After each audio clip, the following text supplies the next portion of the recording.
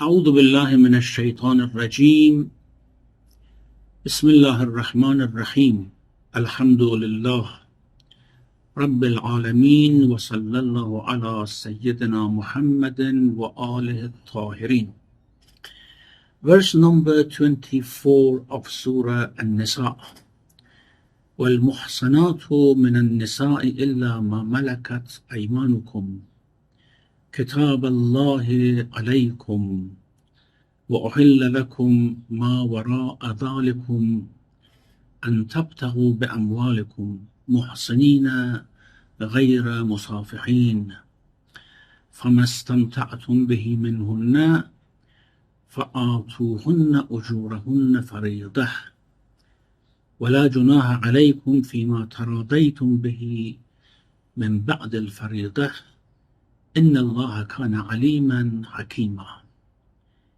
And married women excepting your slave women. This is of course continuation of the women who were forbidden to marry. It started with mothers and sisters and aunts and so on, and now it says وَالْمُحْصَنَاتِ مِنَ النِّسَاءِ, and married women excepting your slave women. This is Allah's ordinance. This is Allah's ordinance for you. As to other than these, it is lawful for you to seek union with them with your wealth, in wedlock, not in license, for the enjoyment you have had from them thereby, or it could be translated in a different way, and those who you have enjoyment with them thereby, give them their dowries by way of settlement, and there's no sin upon you in what you may agree upon after the settlement. Indeed, Allah is all-knowing, all-wise. Well, as I said, this is the continuation of the previous verse which talked about the women who were forbidden to marry. حرمت عليكم أمهاتكم وبناتكم وأخواتكم وعماتكم وخالاتكم, and all these were mentioned: mothers, daughters, sisters, aunts, maternal and paternal, nieces. And then it comes to this verse, which one more category of the women who are forbidden to marry is mentioned: al-muhsanat min al-nisa, married women. Now, muhsanat is the plural of muhsana. Muhsan or muhsana is passive participle, means someone who is protected from hisn. Hisn is castle. Hisn is also protection. Hasina is a city which is protected. This reminds me of a hadith from Imam Ali alayhi salam, which I actually mentioned it here. I wrote it down so that I could read it wholly and fully. He says that إن في النار لمدينة يقال لها الحصينة. There is a city in fire which is called Hasina, protected by castles. And it shows that there are cities in hell, different areas, different cities, different regions in hell. And then he said, أَفَلَا تَسْأَلُونِي مَا فِيهَا, don't you ask me what is in it? فِيهَا فَقِيلَ وَمَا فِيهَا يَا أَمِيرَ الْمُؤْمِنِينَ قَالَ فِيهَا أَيْدِ النَّاكِثِينَ. He was asked who will be there. He said the hands of the betrayers. That means those who gave the hand of allegiance and then betrayed, they will be in this protected city, Al-Hasina. Now, just I wanted to mention that Hasina is a protected city, and in hell as well we have cities which are protected that no one can get out of it. Anyhow, this was just a side discussion. So muhsan or muhsana is someone who is protected. Now, in the Quran, it is used in three meanings. One, married women. Why? Because they are protected by their husbands, and they are protected from marriage to anyone else. And also, it means chaste women as well. Why? Why chaste women? Because chastity is a fortress where a woman preserves herself. So chaste woman is also called al-muhsanat. And this is used in other places in the Quran. Say, for example, in Surah Al-Ma'idah, when it talks about who is it permissible to marry, it says, Al-yawm uhilla lakum at-tayyibat.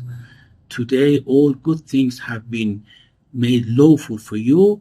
وَطَعَامُ الَّذِينَ أُوتُوا الْكِتَابَ حِلٌّ لَكُمْ وَطَعَامُكُمْ حِلٌّ لَهُمْ. And the food of those who have been given the book, the Ahlul Kitab, is allowed for you, and your food is allowed for them. وَالْمُحْصَنَاتُ مِنَ الْمُؤْمِنَاتِ وَالْمُحْصَنَاتُ مِنَ الَّذِينَ أُوتُوا الْكِتَابَ مِنْ قَبْلِكُمْ. And chaste women from the believers, and chaste women from Ahlul Kitab. Now, you see here, it says, Al-Muhsanatu min al-Nisa.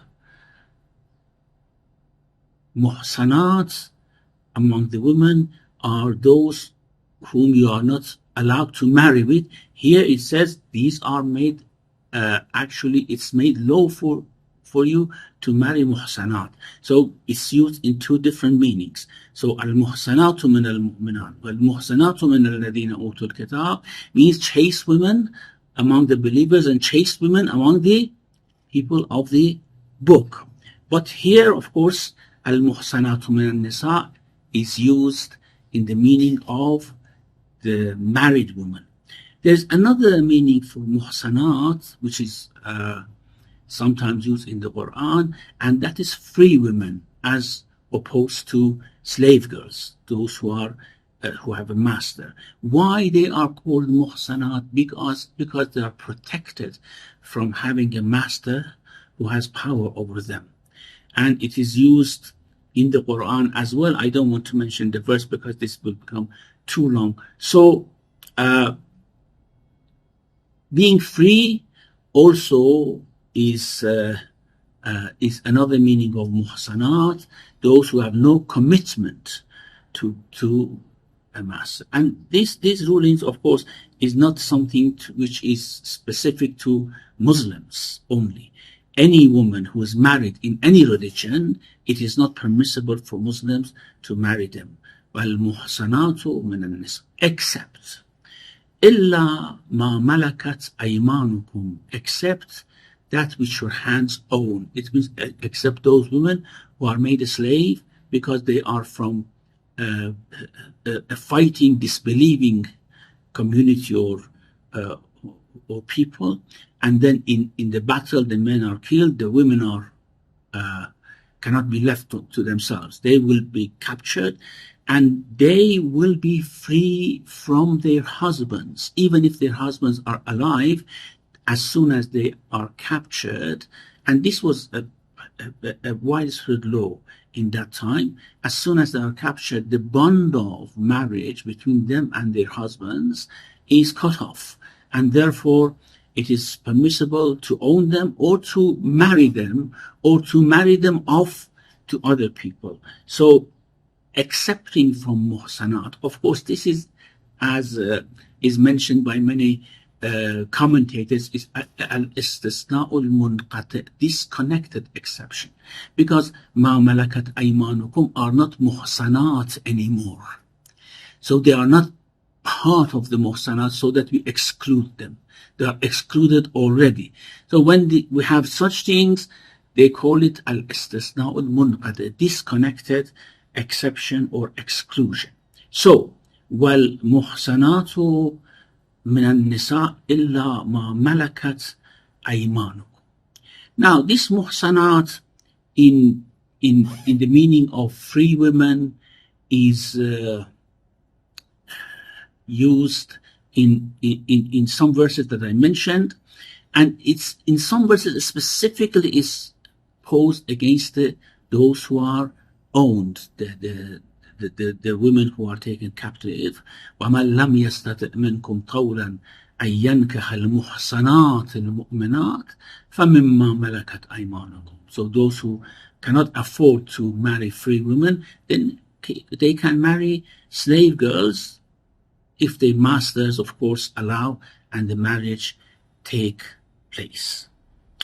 Now, Tabari says one thing here. He says, وَالْمُحْصَنَاتُ مِنَ النِّسَاءِ.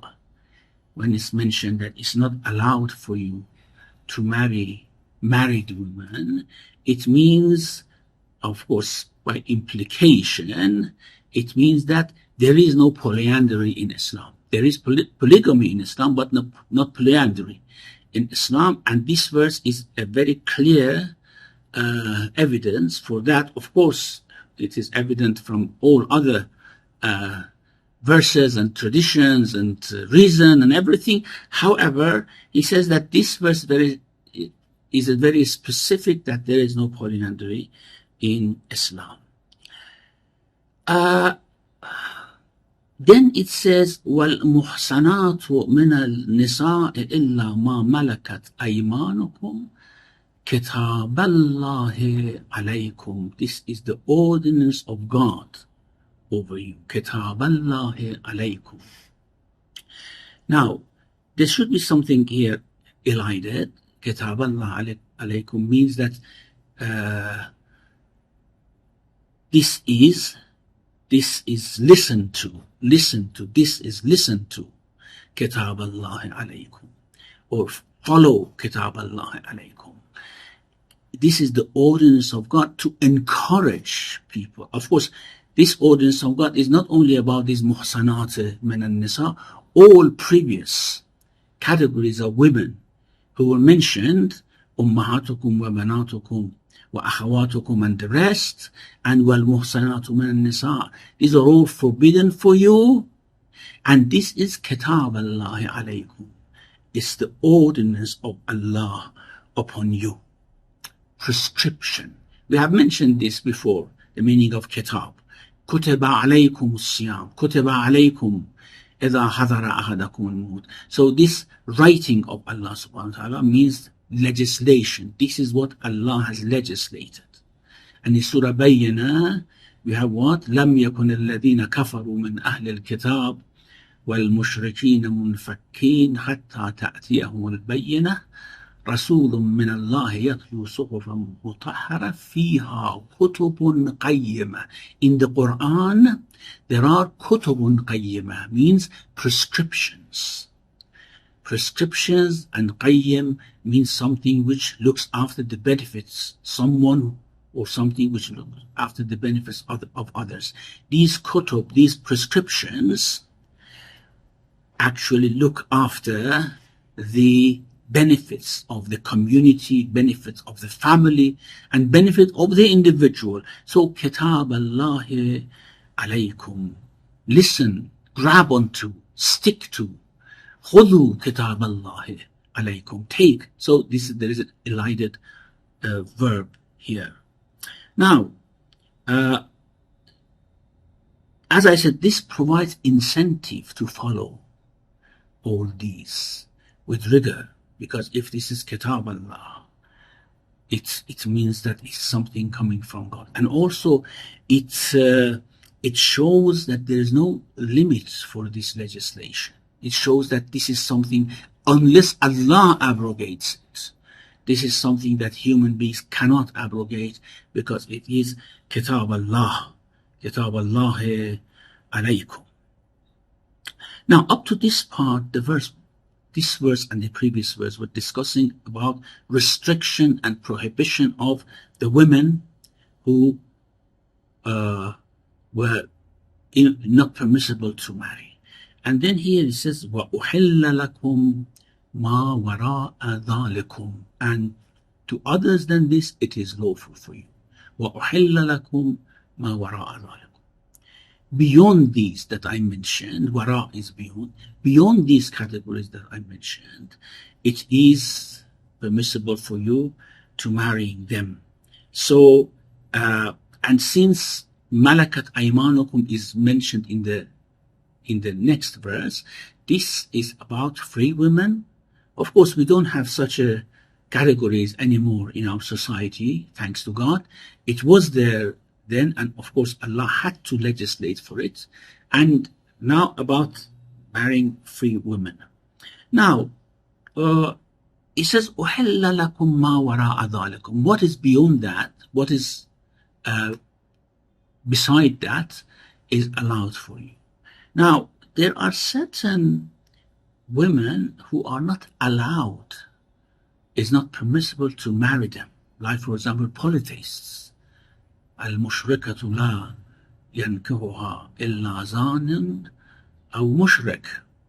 Or adulteress. الزاني والزانية, as is mentioned in Surah An-Nur. Women who have been divorced twice, for example, these are other women which are not allowed, a person is not allowed to marry. So why, after mentioning those categories, it says, وَأُحِلَّ لَكُمْ مَا وَرَاءَ ذَلِكُمْ, anything except that? Well, it's very clear, because this is now talking about the women which are originally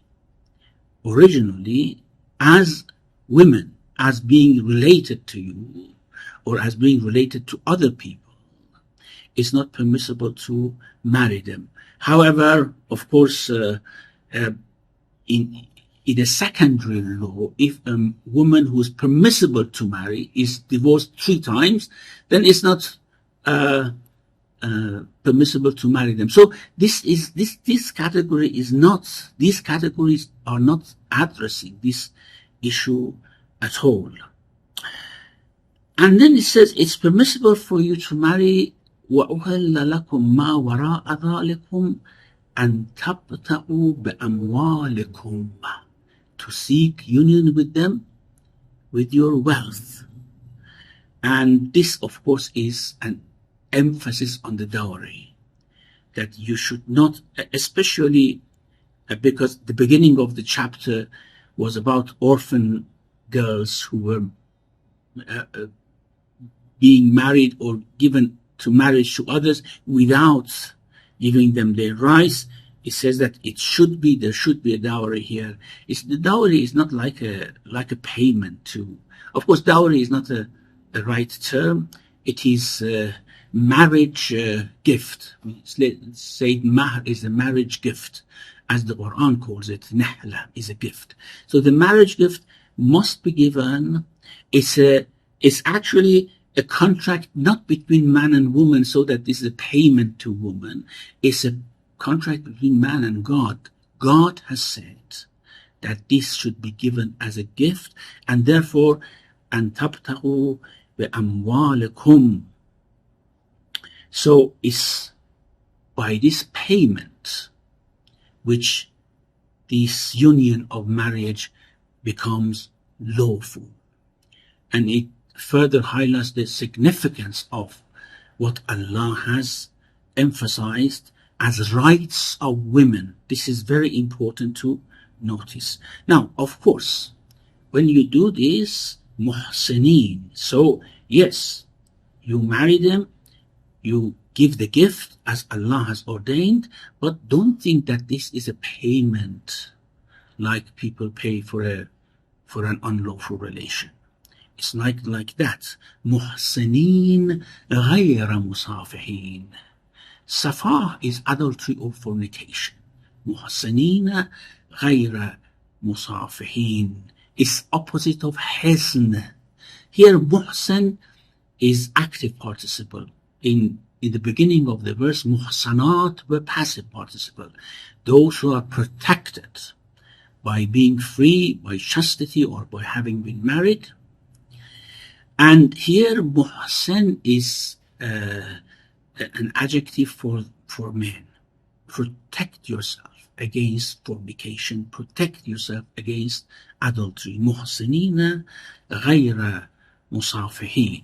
So, musafaha or safah is adultery or fornication.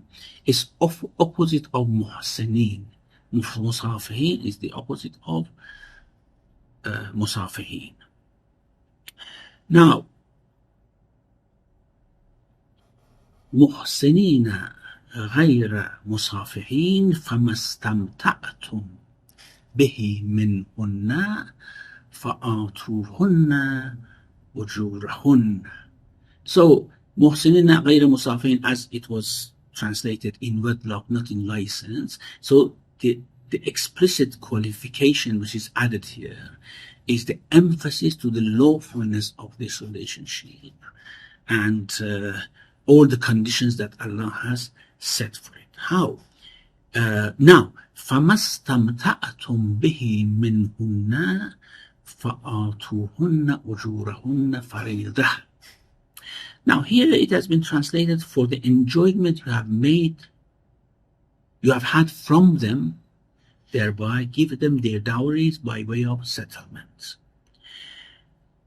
However, many commentators haven't taken this ma as ma masdariya. It's as ma mawsula. Those women that istamta'tum bihin, you enjoyed the union with them. فَمَا اسْتَمْتَعْتُمْ بِهِ مِنْهُنَّ, those women whom you enjoyed your union with them, فَآتُهُنَّ أُجُورَهُنَّ, give them their ujur. Now, dowry or mahr, it cannot be an ajr. As I said, it is something which Allah has ordained. However, it can be said that it is something which this union requires. However, previously we had the mention of payment of the mahr and the emphasis of it.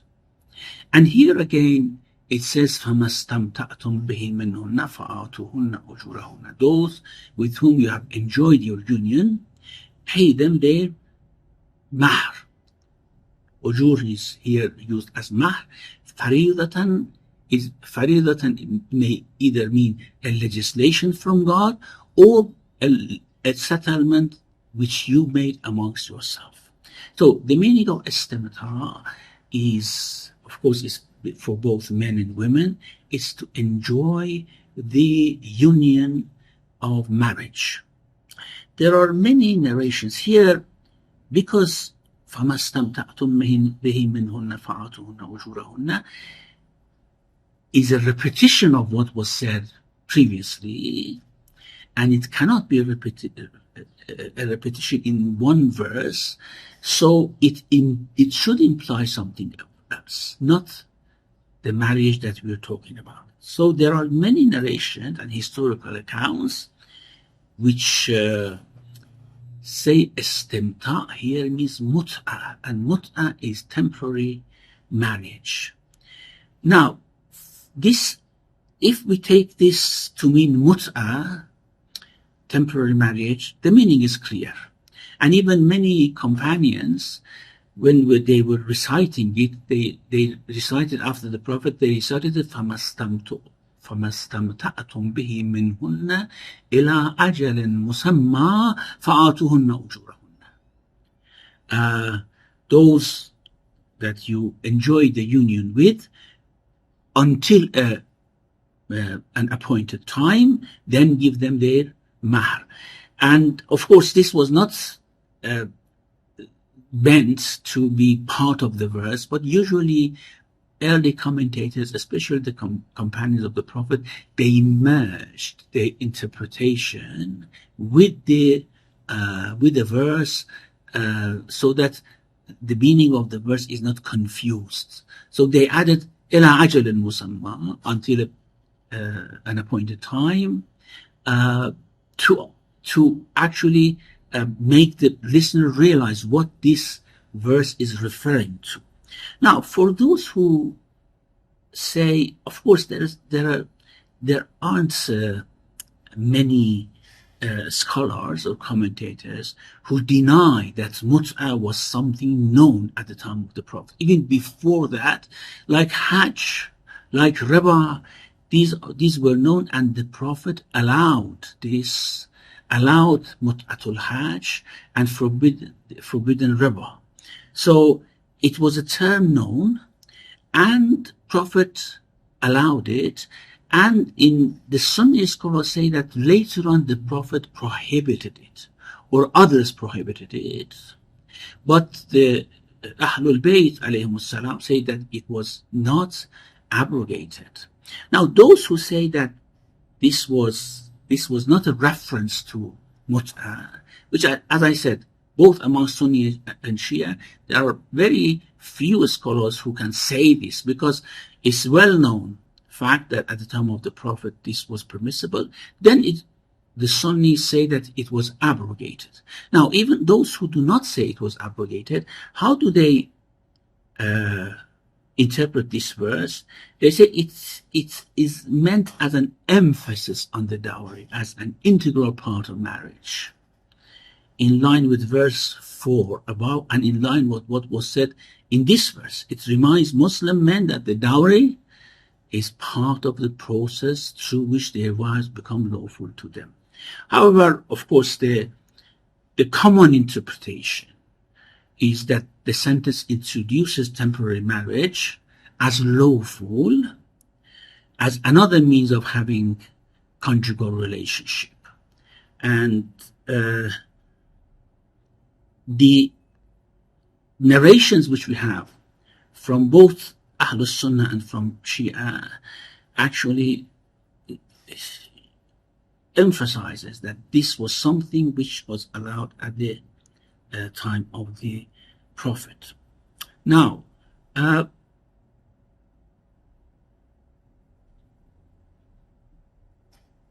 prominent companions and successors of companions, the Tabi'un, like Ibn Abbas, like Jabir ibn Abdullah Ansari, like Ubay ibn Ka'b, like Sa'id ibn Jubayr, and among the Tabi'un like Mujahid, Qatada, Suddi, and a huge number of Mufassirun from Sunni and Shia, they all have agreed that this is referring to temporary marriage. فَمَا اسْتَمْتَعْتُمْ بِهِ مِنْهُنَّ فَآتُوهُنَّ أُجُورَهُنَّ. It is reported from Imam al-Sadiq alayhi salam, al-mut'atu nazala biha al-Quran wa jarat biha al-sunnah min Rasulillah sallallahu alayhi wa sallam. Mut'ah, or temporary marriage, is something that Quran has been descended with, and it has run throughout the Sunnah of the Prophet. And also, when Abu Basir asked Imam Al-Baqir alayhi salam about mut'ah, is there anything in the Quran about it? He said, نزلت في القرآن فما استمتعتم به منهن فآتوهن أجورهن فريضة. Also, another person asked Imam Al-Baqir about it. He said, أحل الله في كتابه وعلى لسان نبيه فهي حلال إلى يوم القيامة. Allah has made it permissible in His book and from the mouth of His Prophet, so it is halal until the day of judgment. The Sunnis, of course, there's no dispute or disagreement among the Shia scholars about this, and especially about this verse. Now, among the Sunni scholars, majority of them, or almost all of them, have said that yes, this was something which was lawful at the time of the Prophet. However, they have disputed on this verse whether this sentence means that or not, but they do not deny that it was permissible at the time of the Prophet. And the well-known sentence from the second caliph, which is reported in many books, متعتان كانت على عهد رسول الله صلى الله عليه وسلم وأنا محرمهما أو أحرمهما ومعاقب عليهما متعة النساء ومتعة الحج. There were two mut'ahs which were permissible at the time of the Prophet, peace be upon him, and I make them unlawful and I punish anyone who commits it. One is mut'atul nisa, the other is mut'atul hajj. Mut'atul hajj is, of course, the tamattu between umrah and hajj, and mut'atul nisa is what we explain. Of course, mut'atul hajj, not many people have accepted. Anyhow, there are other justifications for unlawfulness of that. It is interesting that one of the it's from the book Muhadarat of Al-Raghib, that one of the Muslims performed temporary marriage, and when they asked about it, that how did you do it? Who told you that it's halal? He said, Umar ibn al-Khattab told me that it's halal. And they asked, why? How? Umar ibn al-Khattab is actually the one who prohibited it, forbade it. He said that, yes, that's why I say he told me that's lawful, because he said it was allowed at the time of the Prophet and I forbid it. And of course, he could not have forbidden something which was allowed at the time of the Prophet. It's narrated that once Jabir ibn Abdullah was asked a series of questions during Umrah, including a question about mut'ah, and he said, we practiced mut'ah during the time of the Messenger of God, Abu Bakr, and Umar until the last part of Umar's caliphate. And that is when Umar, of course, made it impermissible, not allowed. So that was what فَمَا اسْتَمْتَعْتُمْ بِهِ مِنْهُنَّ فَآتُوهُنَّ أُجُورَهُنَّ وَلَا جُنَاحَ فَرِيضَةً أُجُورَهُنَّ فَرِيضَةً وَلَا جُنَاحَ عَلَيْكُمْ فِيمَا تَرَاضَيْتُمْ بِهِ مِنْ بَعْدِ الْفَرِيضَةِ, which inshallah we leave for our next session. ربنا لا تزغ قلوبنا بعد إذ هديتنا وهب لنا من لدنك رحمة إنك أنت الوهاب وصلى الله على محمد وآله الطاهرين.